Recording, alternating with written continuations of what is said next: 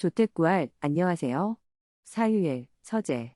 미셸 푸코, 광기의 역사, 시작합니다. 미셸 푸코의 광기의 역사는 우리가 당연하게 여기는 광기 혹은 정신질환이라는 개념이 역사 속에서 어떻게 만들어지고 변화해 왔는지를 추적하는 기념비적인 저작입니다. 이 책은 단순히 정신의학의 발달사를 나열하는 것이 아니에요.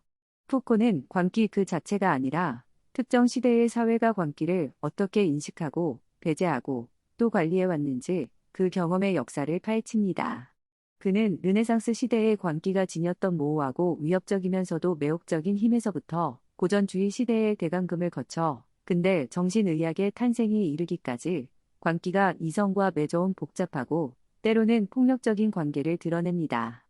푸코는 이 과정을 통해 이성이 스스로를 정의하기 위해 비이성으로서의 광기를 어떻게 타자화하고 침묵시켜 왔는지, 그리고 소위 인도주의적이라는 정신의학의 발전 이면에 숨겨진 권력의 작동 방식을 날카롭게 분석합니다.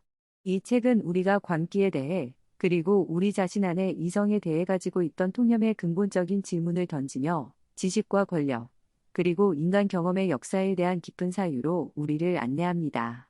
함께 푸코의 시선을 따라 광기가 경험되고 분리되어 온 역사의 지층 속으로 깊이 들어가 보겠습니다. 푸코의 여정은 중세 말기와 르네상스 시대로 거슬러 올라갑니다. 그는 이 시기 유럽 사회에서 나병, 한센병이 점차 사라지면서 나병 환자들을 격리하고 배제하던 사회적 구조와 상상력이 새로운 대상을 찾아 이동했다고 주장합니다. 나병 환자 수용소들이 비워지면서 그 빈자리를 채울 다른 존재들, 사회의 질서로부터 일탈한 이들에 대한 불안과 관심이 커져갔다는 것이죠. 푸코는 나병이 사라지자, 아니 적어도 공적인 무대에서 물러나자, 푸코는 가난한 자들, 불황자들, 정신착란자들, 그리고 온갖 종류의 사회적 일탈자들이 그 자리를 물려받았다고 지적합니다. 이 과정에서 광의는 점차 두드러진 형상으로 떠오르기 시작합니다. 중요한 것은 이 시기 광기가 아직 명확하게 의학적인 질병으로 규정되지 않았다는 점입니다. 광기는 오히려 사회적, 도덕적, 심지어 종교적인 의미까지 내포하는 복합적인 현상으로 인식되었습니다. 이 시기 광기의 복합적인 위상을 상징적으로 보여주는 이미지가 바로 바보들의 배, 스털티피러 네비스입니다. 15세기 말, 제바스티안 브란트의 동명의 풍자시와 듀러의 목판화 등으로 널리 알려진 이 이미지는 광인들을 배에 태워 도시 밖으로 추방하거나 강을 따라 떠내려 보냈다는 실제 역사적 사실이라기보다는 강력한 문학적, 상징적 모티프입니다. 푸코에게 이 바보들의 배는 단순한 추방의 수단 이상의 의미를 지닙니다. 그는 이렇게 말합니다. 광인들을 태운 배는 상상의 풍경 속에서 이상한 항해를 한다. 그것은 사회의 변두리에서 그들을 실어 나르지만 동시에 그들을 문명의 중심부로 데려오는 역설적인 이동이다. 이 배는 광인을 도시의 질서로부터 물리적으로 분리하는 동시에 그들을 특정한 시선 아래 놓이게 합니다. 배에 탄 광인들은 더 이상 공동체의 일원이 아니라 구경거리가 되거나 불확실한 운명에 내맡겨진 존재가 됩니다. 그들의 항해는 목적지가 정해지지 않은 위험하고도 신성한 여정으로 그려지기도 합니다. 푸코는 이물의 의례가 광기를 사회의 경계 너머, 즉 미지의 세계, 다른 세계와의 접점에 위치시키는 상징적 행위였다고 분석합니다. 광인은 이성과 비이성, 인간 세계와 그 너머의 세계 사이를 떠도는 경계적 존재로 표상되는 것입니다. 이 배는 또한 광기에 대한 당시 사람들의 양가적인 태도를 반영합니다. 광인은 두려움과 혐오의 대상인 동시에 때로는 신성한 진실이나 예언적 통찰력을 지닌 존재로 여겨지기도 했습니다. 그들은 사회 질서를 위협하는 존재이지만 동시에 인간 조건의 한계와 세계의 부조리를 드러내는 거울과 같은 역할을 하기도 했습니다. 푸코가 보기에 바보들의 배는 광기가 아직 사회적 담론 속에서 완전히 침묵당하지 않고 모호하고 불안정하지만 나름의 발언권을 가지고 있었던 시대를 상징합니다. 르네상스 시대의 광기는 두 가지 상반된 시선 속에서 존재했다고 푸코는 분석합니다. 하나는 비극적 의식이고 다른 하나는 비판적 의식입니다. 먼저 비극적 의식 속에서 광기는 인간 존재의 어둡고 근원적인 힘, 세계의 종말론적 진실과 맞닿아 있는 것으로 여겨졌습니다. 히에로니무스 보스나 피터르 브리얼의 그림들, 셰익스피어의 비극 속 인물들, 리어 왕, 햄릿 등에게서 나타나는 광기는 단순한 정신착란이 아니라 인간 이성의 한계를 넘어서는 심오한 통찰력이나 고통스러운 진실을 담지하고 있는 것처럼 보입니다. 광희는 세계의 거대한 질서 혹은 혼돈과 직접적으로 대면하는 자로서 그의 말과 행동은 때로는 예언적인 힘을 지닌 것으로 해석되기도 했습니다. 이러한 시선 속에서 광기는 두려움의 대상인 동시에 인간 존재의 심연을 들여다보게 하는 매개체였습니다. 광기는 이성과 대립하면서도 동시에 이성이 파악하지 못하는 세계의 다른 측면을 드러내는 위험하지만 중요한 힘으로 인식되었던 것이죠. 푸코는 이 비극적 의식이 광기와 일종의 대화를 시도했다고 봅니다. 광기는 완전히 배제되거나 침묵당하는 대신 불안정한 방식으로나마 사회적, 문화적 담론 속에 존재하며 그 의미를 질문하게 만들었습니다. 예를 들어 축제나 카니발과 같은 특정 시공간에서는 광기와 비이성이 일시적으로 해방되어 기존 질서를 전복하고 조롱하는 역할을 수행하기도 했습니다. 이는 광기가 가진 위협적인 힘을 인정하면서도 그것을 통제된 방식으로 해소하려는 사회적 기제였을 수 있습니다. 그러나 이러한 비극적 의식과 병행하여 혹은 점차 그것을 대체하며 비판적 의식이 성장합니다. 에라스미스의 우신에 찬 모라이이 엔코미엄 혹은 광기의 찬미 은 이러한 전환을 보여주는 중요한 텍스트입니다. 표면적으로 이 작품은 광기, 우신모리아, 의 입을 빌려 당시 사회의 온갖 위선과 어리석음을 풍자하며 광기를 예찬하는 것처럼 보입니다. 그러나 푸코는 에라스미스의 광기가 더 이상 세계의 비극적 진실을 드러내는 심오한 힘이 아니라 인간의 도덕적 결함이나 지적 오류, 즉 어리석음, 팔릴으로 길들여지고 있다고 분석합니다. 광기는 이제 인간 내면의 문제, 교정해야 할 대상, 혹은 이성의 잣대로 판단하고 비판해야 할 대상이 됩니다. 에라스미스는 다양한 유형의 어리석음 학자들의 현학적인 허영, 성직자들의 위선, 연인들의 맹목적인 열정 등을 열거하며 이 모든 것이 광기의 소산이라고 말합니다. 여기서 광기는 더 이상 초월적인 힘이 아니라 인간 사회 곳곳에 만연한 그러나 이성적인 성찰을 통해 극복될 수 있는 약점이나 결함으로 격화됩니다. 푸코는 이를 광기의 윤리적 길들이기라고 표현합니다. 광기는 이제 이성의 반대편에서 이성을 비추는 거울 역할을 하지만 그 역할은 점차 희미해지고 이성의 우월함과 판단 아래 놓이게 됩니다. 이 비판적 의식은 광기를 객관화하고 그것을 도덕적 잣대로 측정하며 사회적 질서의 관점에서 평가하기 시작합니다. 광기에 대한 두려움은 여전하지만 그것은 이제 신비로운 경외감보다는 경멸이나 교정의 대상으로 변모하는 경향을 보입니다. 푸코에게 이러한 비판적 의식의 성장은 이후 고전주의 시대의 광기가 완전히 이성으로부터 분리되고 감금되는 전조를 보여주는 중요한 변화입니다. 광기와 이성 사이의 불안정한 대화는 점차 희미해지고 이성이 일방적으로 광기를 판단하고 규정하는 시대로 나아가게 되는 것입니다. 17세기 중반, 푸코가 고전주의 시대라고 부르는 시기에 접어들면서 광기의 경험은 급격한 변화를 맞이합니다. 이 시기의 가장 두드러진 특징은 바로 대감금, 러 그랜드 램퍼메먼트의 시대가 열렸다는 점입니다. 1656년 파리의 일반 병원이 설립된 것을 기점으로 유럽 전역에서 유사한 성격의 대규모 수용시설들이 우죽순처럼 생겨납니다. 푸코는 이 일반 병원이 결코 오늘날 우리가 생각하는 병원, 즉 의료기관이 아니었음을 강조합니다. 그는 일반 병원을 공공질서와 관련된 문제들을 해결하기 위한 준사법적이고 행정적인 성격의 거대한 구조물이라고 규정합니다. 이 시설들은 질병을 치료하는 곳이 아니라 사회 질서를 어지럽히거나 생산 활동에 기여하지 못한다고 여겨지는 다양한 부류의 사람들을 사회로부터 격리하고 통제하는 공간이었습니다. 일반 병원에는 광인들뿐만 아니라 빈민, 불황자, 실업자, 성병 환자, 방탕한 자, 신성 모독자, 연금술사, 심지어는 가족의 요청에 의해 감금된 이들까지 온갖 종류의 사람들이 뒤섞여 수용되었습니다. 푸코는 당시 파리 인구의 약 1%가 이러한 감금시설에 수용되었을 것이라고 추정하며 이는 엄청난 규모의 사회적 배제 현상이었음을 강조합니다. 그렇다면 왜 17세기 중반에 이러한 대규모 감금이 시작되었을까요? 푸코는 이를 당시 유럽 사회의 경제적, 정치적, 사회적 변화와 밀접하게 연결하여 분석합니다.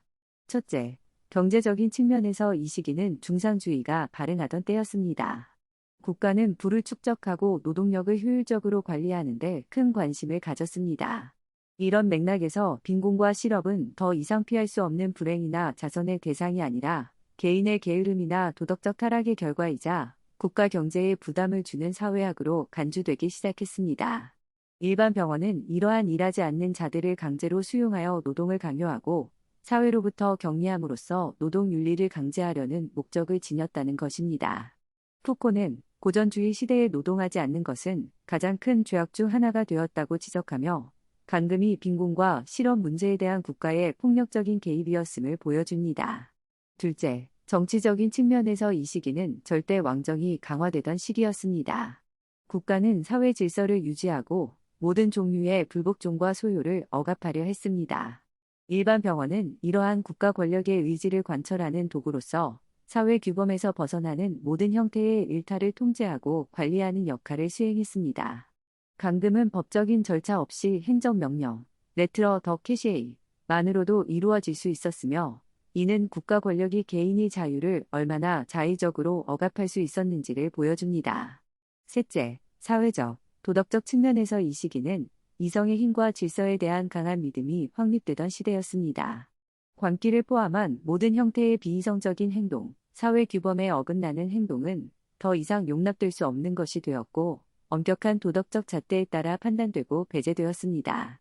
푸코는 대간금이 단순히 경제적, 정치적 필요에 의한 것만이 아니라 이성이 비이성에 대해 행사하는 거대한 도덕적 독점의 표현이었다고 주장합니다. 일반 병원은 이성이 설정한 경계를 넘어서는 모든 존재들을 가두어 둠으로써 이성의 질서와 규범을 강화하는 상징적인 공간이었던 것입니다. 대간금의 시대의 관기는 더 이상 르네상스 시대처럼 모호하고 복합적인 의미를 지닌 존재가 아니었습니다. 관기는 이제 빈곤, 게으름, 방탕, 범죄 등 다른 모든 형태의 사회적 일탈과 뒤섞여 비이성이라는 거대한 범주 안에 포괄됩니다. 푸코는 이 비이성 개념이 고전주의 시대 관기 경험의 핵심이라고 강조합니다.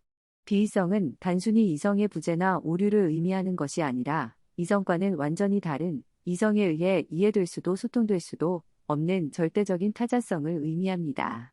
그것은 이성의 질서 바깥에 존재하는 공허, 동물성으로 간주되었습니다. 이러한 인식의 변화를 푸코는 철학사적으로 데카르트에게서 그 중요한 단초를 찾습니다.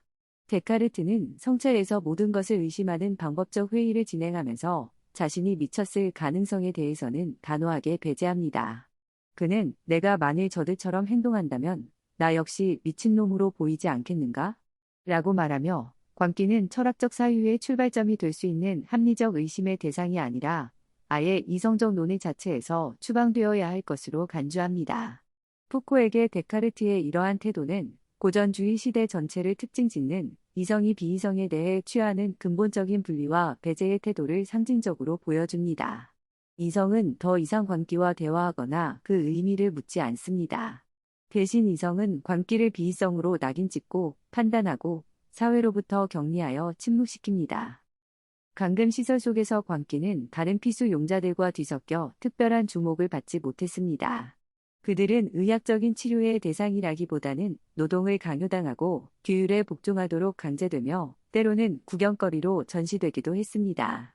베들렘 병원, 베슬럼 로이얼 하스피틀처럼 일부 수용소에서는 입장료를 받고 광인들을 구경시키는 일이 벌어지기도 했는데 이는 관기가 더 이상 비극적 진실이 담지자가 아니라 기괴하고 우스꽝스러운 구경거리, 즉 동물성으로 전락했음을 보여줍니다. 푸코는 고전주의 시대의 광인이 종종 짐승에 비유되거나 동물적인 충동에 지배당하는 존재로 여겨졌다고 지적합니다. 광인은 인간 이성의 위엄을 상실하고 통제되지 않는 본능과 격정에 사로잡힌 존재로 간주되었습니다. 이러한 인식은 광인들을 쇠사슬로 묶거나 채찍질하고 굶기는 등 비인간적인 처우를 정당화하는 근거가 되었습니다. 간금시설의 물리적인 폭력과 억압은 관기를 비이성적 동물성으로 규정하는 당대의 담론적 폭력과 분리될 수 없는 것이었습니다. 관기는 이제 이성적인 인간 세계로부터 완전히 추방되어 침묵과 비존재의 영역으로 내몰린 것입니다. 푸코는 이 시기를 관기가 사회적 가시성을 상실하고 이성과의 모든 대화가 단절된 시대로 규정합니다. 르네상스 시대의 불안정하지만 존재했던 관기의 목소리는 고전주의 시대의 대간금 속에서 완전히 침묵당하고만 것입니다.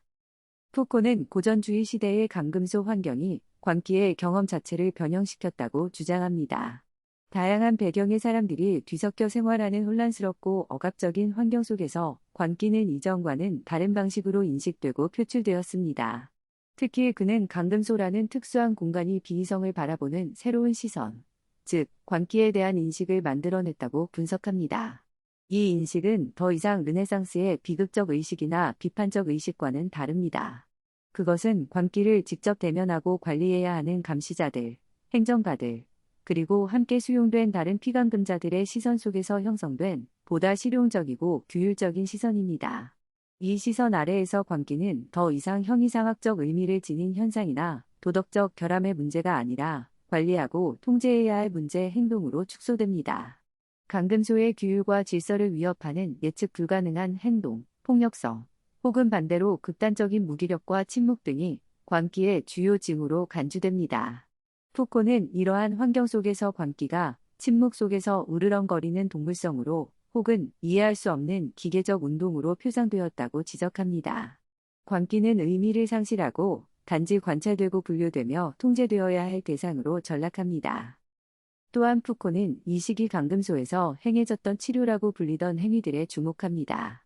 그는 이것이 오늘날의 의학적 치료와는 거리가 멀며 오히려 징벌과 규율, 그리고 도덕적 교화의 성격을 강하게 띠고 있었다고 분석합니다.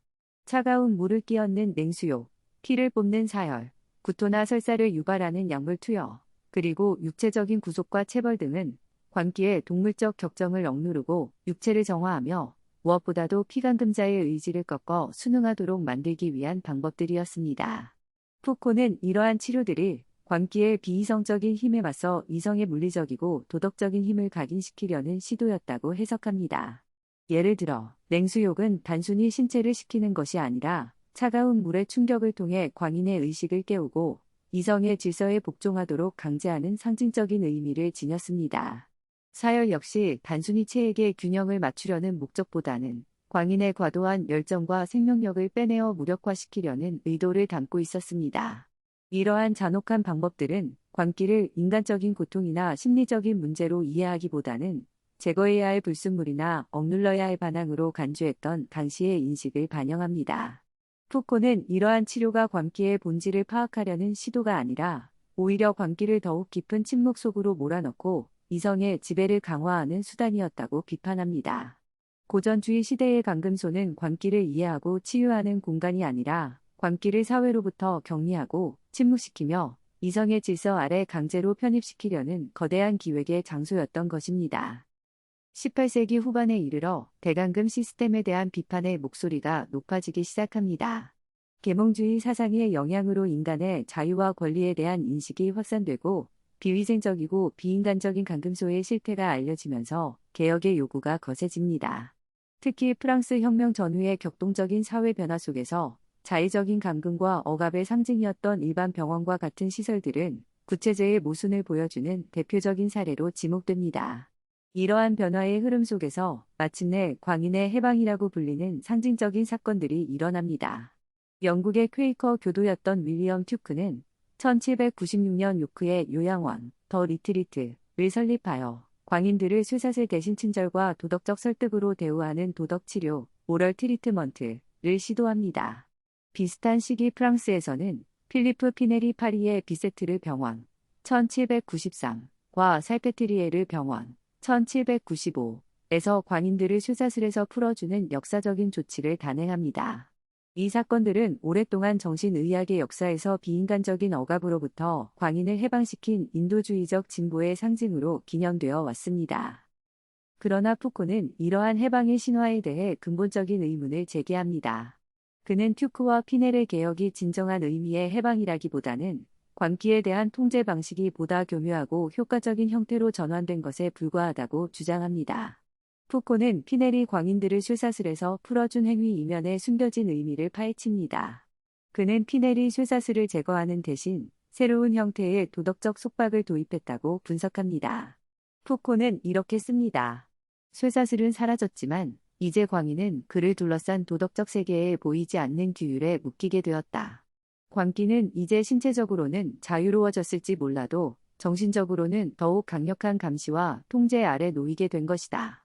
즉, 물리적인 억압은 완화되었지만 그 자리를 죄책감, 수치심, 자기 검열과 같은 내면적인 통제가 대신하게 되었다는 것입니다. 도덕 치료의 핵심은 바로 이 내면적인 통제의 메커니즘을 활용하는 데 있었습니다. 튜크의 요양원이나 피넬이 도입한 새로운 정신병원, 어사일럼, 영어로는 피난처, 보호소라는 의미를 내포, 더 이상 고전주의 시대의 혼란스러운 감금소가 아니었습니다.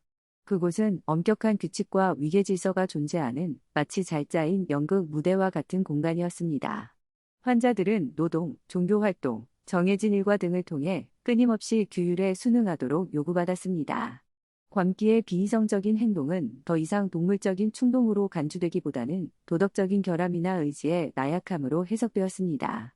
따라서 치료의 목표는 약물이나 물리적인 방법보다는 환자 스스로 자신의 잘못을 깨닫고 이성적인 규범을 내면화하도록 유도하는 데 맞춰졌습니다.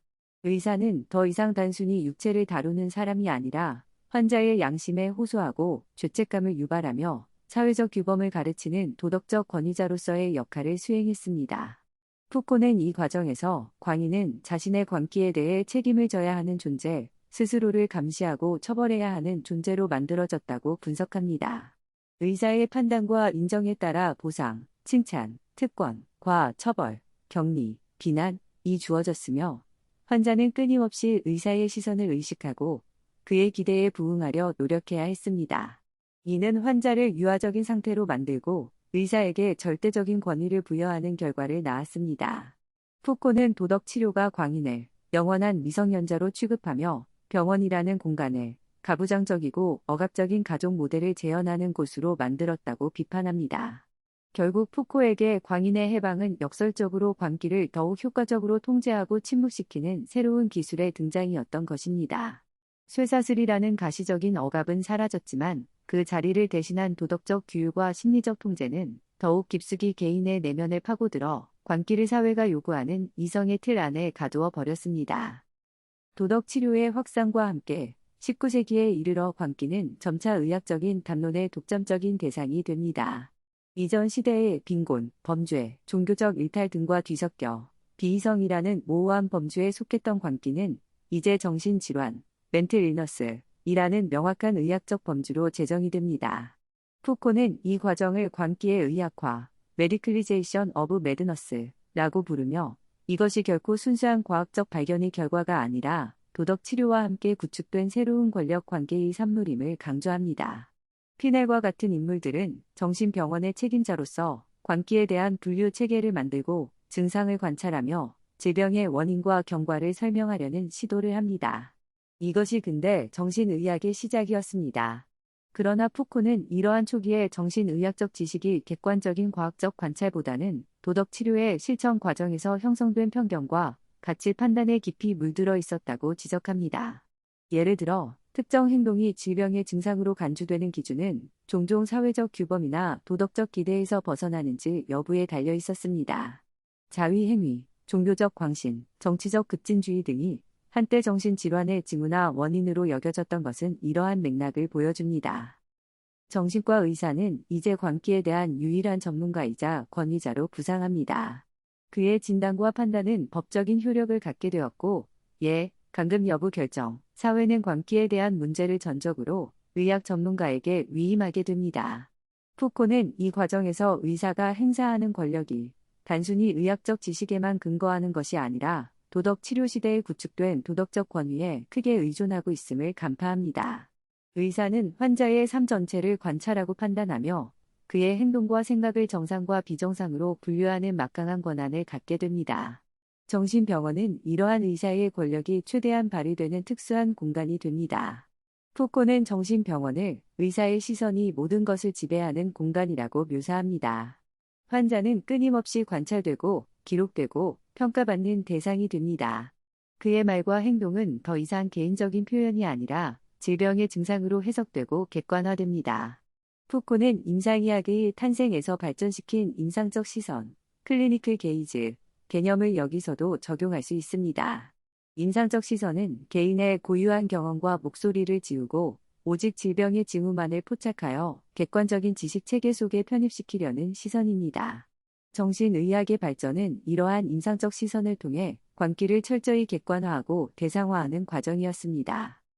푸코는 이러한 광기의 의학화가 가져온 결과를 비판적으로 성찰합니다. 표면적으로 정신의학은 광기를 미신이나 도덕적 편견에서 벗어나 과학적 이해의 대상으로 삼음으로써 진보를 이룬 것처럼 보입니다.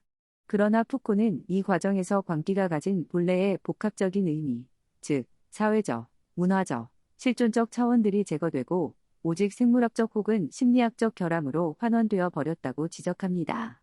광기는 이제 개인의 내밀한 고통이나 사회적 모순의 표현이 아니라 단지 치료해야 할 질병일 뿐입니다. 또한 정신의학은 광기에 대한 객관적 지식을 표방하지만 실제로는 여전히 사회적 규범과 가치 판단에서 자유롭지 못합니다. 무엇이 정상이고 무엇이 비정상인가를 결정하는 기준 자체가 역사적, 사회적으로 구성된 것이기 때문입니다.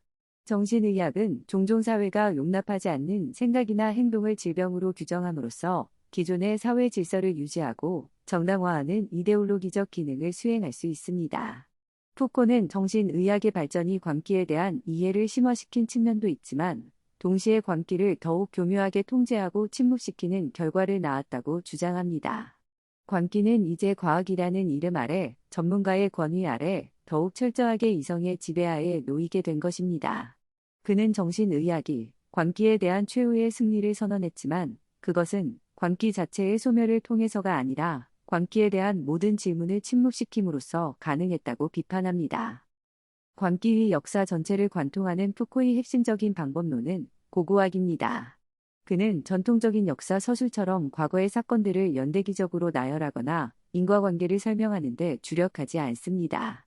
대신 그는 특정 시대의 지식과 담론이 형성되는 근본적인 규칙, 즉 인식소를 발굴하고자 합니다.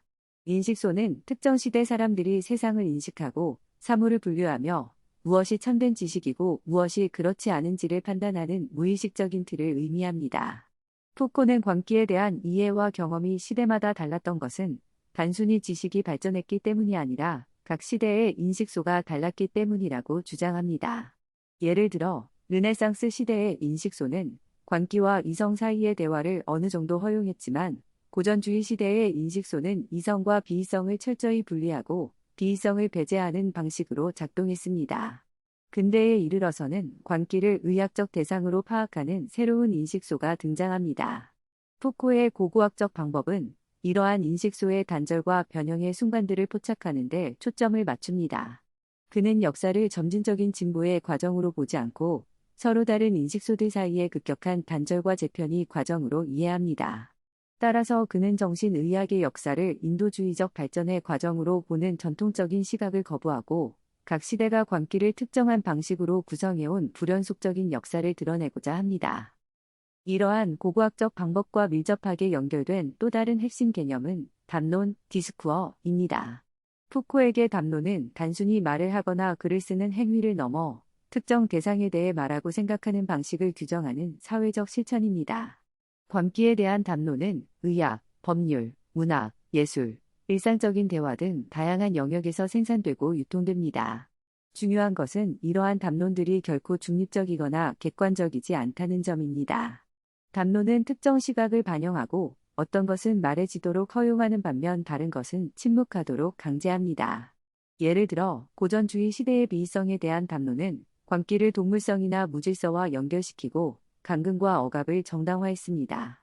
근데 정신의학의 담론은 광기를 질병으로 규정하고 의학적 치료와 전문가의 개입을 필수적인 것으로 만듭니다. 푸코는 이러한 담론들이 단순히 현실을 반영하는 것이 아니라 적극적으로 현실을 구성한다고 주장합니다. 즉, 광기에 대한 담론은 우리가 광기를 경험하고 이해하는 방식 자체를 만들어낸다는 것입니다.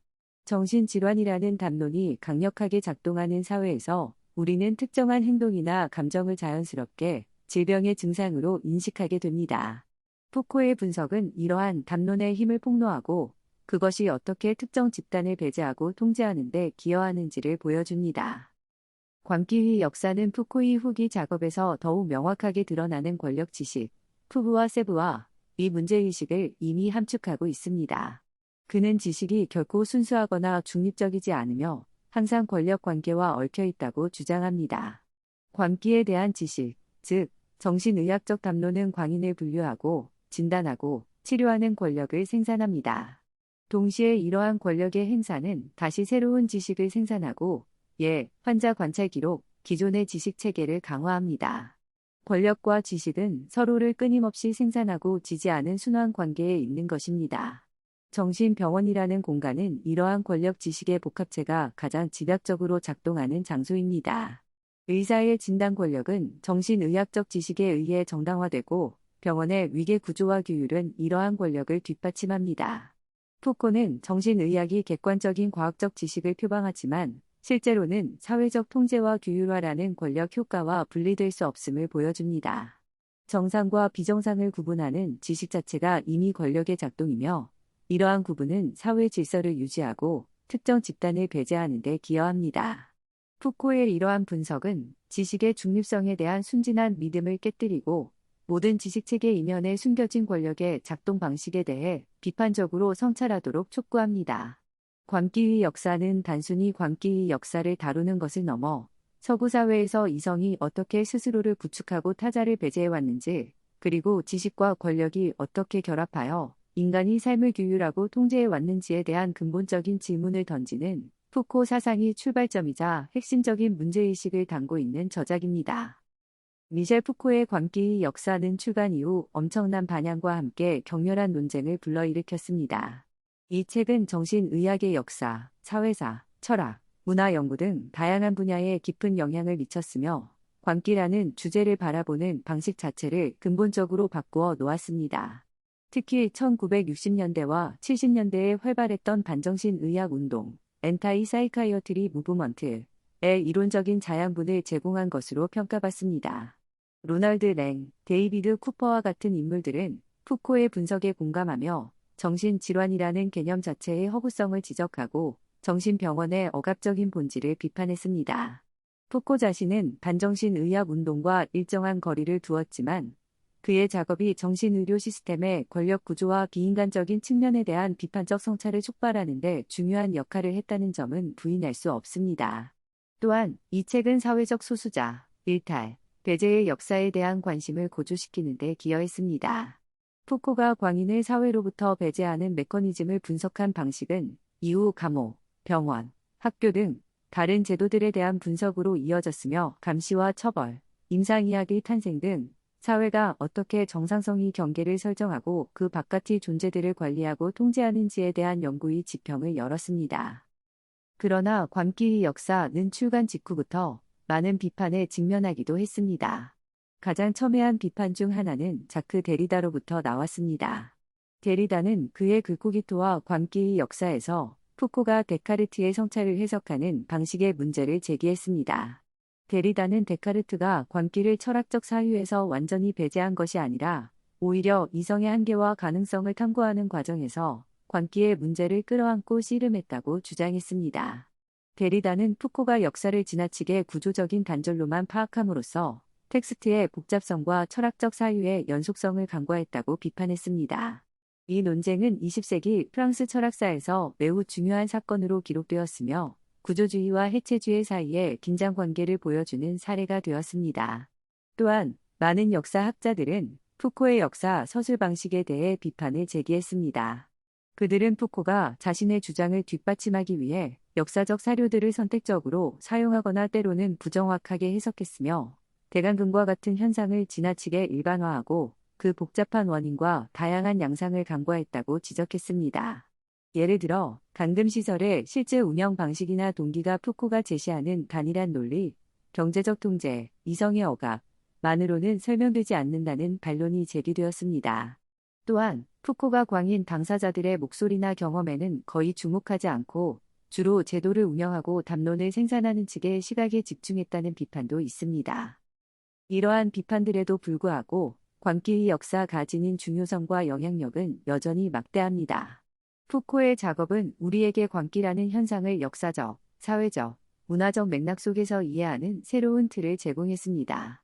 그는 정신질환을 단순히 개인의 생물학적, 심리적 문제로 환원하는 시각을 넘어 그것이 어떻게 사회적 권력 관계와 지식 체계 속에서 구성되고 경험되는지를 보여주었습니다. 그의 분석은 우리가 정상성과 비정상성의 경계를 얼마나 자의적으로 설정하고 있는지, 그리고 객관적이라고 믿는 지식 체계 이면에 얼마나 많은 권력의 작동과 배제의 역사가 숨겨져 있는지를 성찰하게 만듭니다. 광기의 역사는 완벽한 역사적 기록이나 최종적인 해답을 제시하는 책이라기보다는 끊임없이 질문을 던지고 우리의 익숙한 사고방식의 균열을 내는 도발적인 텍스트입니다. 푸코는 광기의 역사를 통해 궁극적으로 이성의 역사, 그리고 우리 자신의 역사를 되돌아보게 합니다. 그는 우리 안의 광기를, 즉, 이성의 질서로부터 배제되고 침묵당한 타자의 목소리를 어떻게 들을 것인가라는 근본적인 윤리적 질문을 남깁니다. 이 책을 읽는 경험은 때로는 불편하고 혼란스러울 수 있지만, 바로 그 불편함 속에서 우리는 지식과 권력, 인간과 사회에 대한 더욱 깊고 비판적인 사유를 시작할 수 있을 것입니다. 여기까지 사유의 서재 미셸 푸코, 광기의 역사였습니다.